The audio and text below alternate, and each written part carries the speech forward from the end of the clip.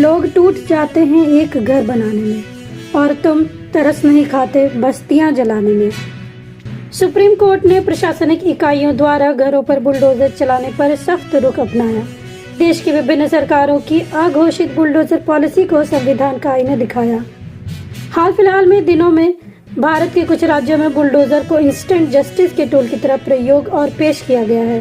किसी जुर्म में आरोपी का मकान या दुकान जेसीबी मशीन लगाकर गिरा दिया जाता है।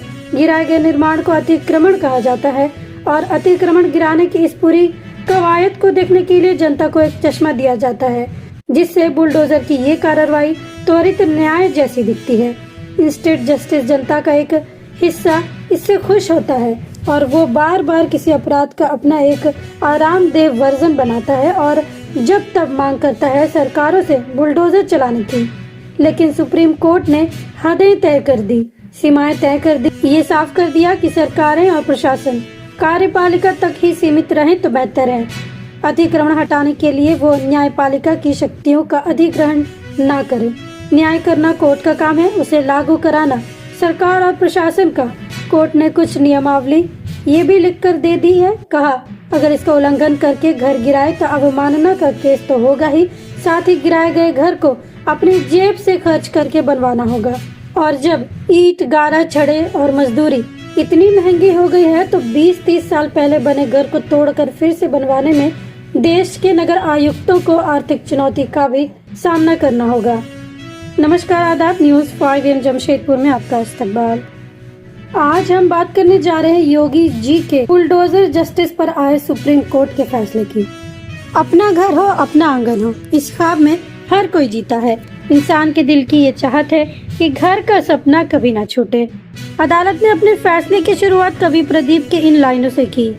इसके अलावा जजमेंट शुरू होने के पहले न्यायाधीशों ने इंग्लैंड के जज लॉर्ड डेनी की एक टिप्पणी का सहारा लिया कि अपनी कुटिया में सबसे गरीब इंसान भी राजा की हर शक्तियों के खिलाफ खड़ा हो सकता है। उसकी कुटिया कमजोर हो सकती है, उसकी छत हिल सकती है, हवा उसकी कुटिया के आर पार हो सकती है, उसकी कुटिया में तूफान घुस सकता है, बारिश घुस सकती है, लेकिन इंग्लैंड का राजा उसमें नहीं हो घुस सकता।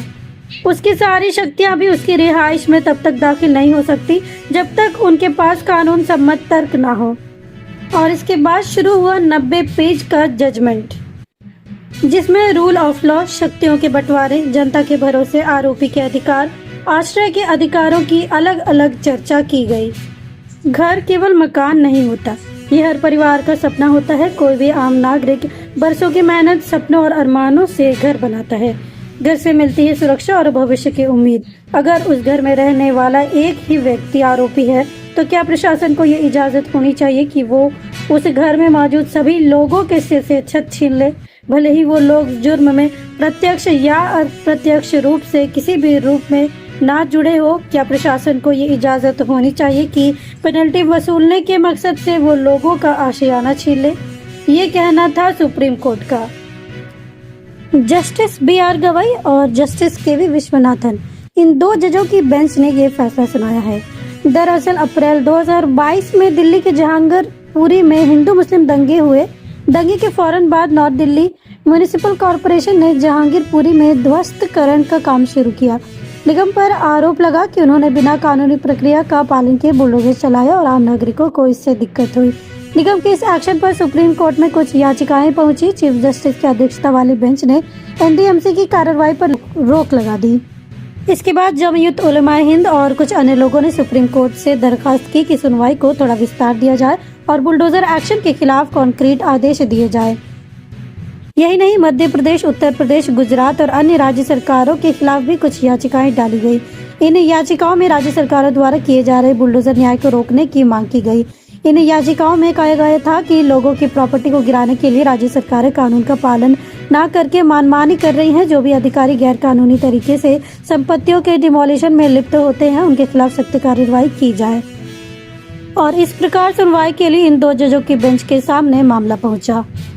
सुनवाई का दिन मुकर्रर हुआ 1 अक्टूबर 2024 का, लेकिन इससे पहले ही 17 सितंबर को ही इस केस में सुप्रीम कोर्ट ने एक आदेश दे के लोगों को चौंका दिया था।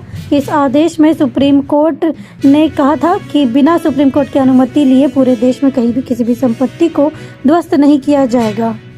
लेकिन ये आदेश उन स्थितियों में लागू नहीं होगा अगर कोई अनधिकृत संपत्ति किसी पब्लिक प्लेस जैसे सड़क, गली, फुटपाथ, रेलवे लाइन या किसी वाटर बॉडी का अतिक्रमण कर रही है। इस आदेश के बाद 1 अक्टूबर को सुनवाई हुई और दोनों पक्षों ने अपने अपने तर्क दिए। दोनों पक्षों को सुनने के बाद अदालत ने अपना फैसला सुरक्षित रखा, जो कल डिलीवर हुआ। 95 पेज की इस जजमेंट में पहली बात, किसी लोकतांत्रिक सरकार का आधार है रूल ऑफ लॉ। इसका संबंध हमारे क्रिमिनल जस्टिस सिस्टम से है, जो ये आदेश देता है कि हमारा न्याय तंत्र आरोपी के जुर्म को पहले से ही जज ना करे। रूल ऑफ लॉ एक फ्रेमवर्क मुहैया कराता है जिसमें नागरिकों को इस बात की तस्दीक होती है कि प्रशासन नागरिकों की संपत्तियों को मनचाहे तरीके से नहीं छीन सकता। अदालत की अन्य महत्वपूर्ण बातें भी सुन लीजिए। बुलडोजर इलीगली चल रहा था, जो अक्यूज जिसको भी चाहा जिसका भी घर था गिरा दिया। 10 घर है वहाँ पे, उनमें से बस एक घर को उठाया गिरा दिया। वो सब चीज़ें अब बंद हो जाएंगी। सुप्रीम कोर्ट ने पर्सनल रिस्पॉन्सिबिलिटी असाइन कर दी अधिकारियों की। तो इन सब को लेते हुए ओवरऑल अभी हमारे पास जजमेंट आएगा, हम इसको और स्टडी करेंगे। लेकिन ये अपने आप में बहुत ही ऐतिहासिक जजमेंट है। जो बुलडोजर जस्टिस जिसका नाम रख दिया गया था, वो बुलडोजर जस्टिस अब रोक दी। सुप्रीम कोर्ट ने इस आर्बिट्रेरी तरीके से जो डिमोलिशन के कार्रवाई है उसके ऊपर सुप्रीम कोर्ट ने बहुत ज्यादा सख्त तरीके से रिएक्शन करा है। और सुप्रीम कोर्ट ने बोला है कि right to shelter and right to live, जो ये है आर्टिकल 21 के अंदर से इतने इम्पोर्टेंट राइट्स जो कॉन्स्टिट्यूशन ने प्रोवाइड करे हुए हैं सिटीजन्स को, इन राइट्स को आप इतनी आसानी से, स्टेट इतनी आसानी से ले नहीं सकता है, उसको जस्टिफाई करना पड़ेगा। और कोर्ट ने बड़ा सख्ती से बोला है कि जस्टिफिकेशन के लिए उनको पूरा ये नोटिस देना पड़ेगा, 15 दिन का नोटिस देना पड़ेगा, रजिस्टर्ड पोस्ट नोटिस को देना पड़ेगा। और उसके बाद जब वो नोटिस की सर्विस हो जाएगी, उसके बाद वो अपना इसकी प्रोसीडिंग्स जो है, वो जो भी ऑथराइज्ड ऑफिसर्स होंगे उसकी जुडिशियल तरीके से एक प्रोसीडिंग्स जो होगी उसको फॉलो करेंगे।